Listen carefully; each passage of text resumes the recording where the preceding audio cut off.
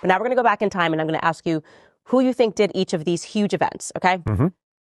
The killing of MLK Jr. That was a CI operation because they considered him a dangerous communist. And both the FBI was bugging in churches where he was giving some of his speeches in churches.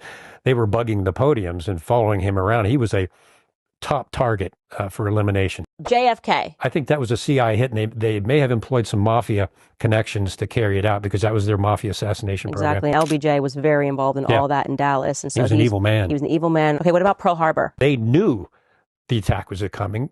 They knew where it was going to happen in Pearl Harbor and when. And they told no one, and they let it happen on purpose. That's from the commander of the Pacific Fleet.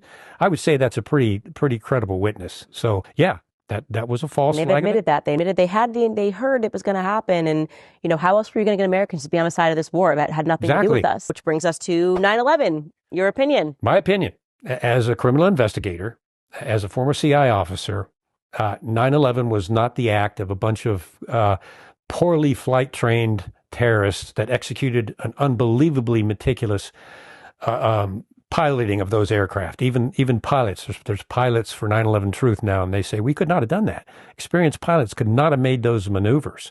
Not possible.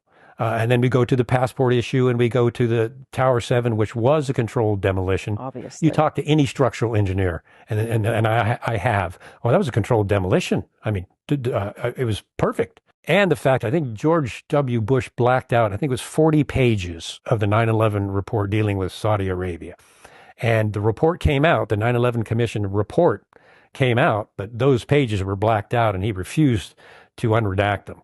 So wait a minute, this report was supposed to be for the American people on what happened, and you blacked all these pages out? What in the world?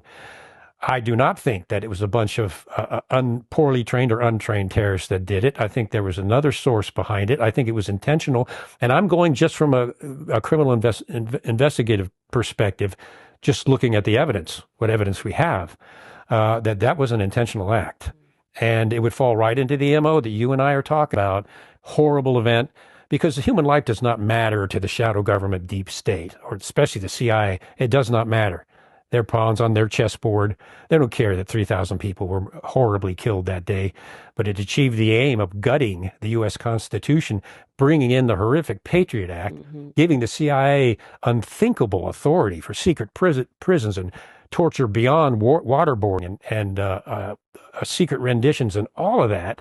The FBI, the ability to spy on Americans came out of the Patriot Act. So it was the perfect national security state energizer that the Patriot Act was, and 70 of the congressmen and senators that read the Patriot Act didn't even read it. They just signed off on it without even reading the bill. So, yeah, I mean, that's my view.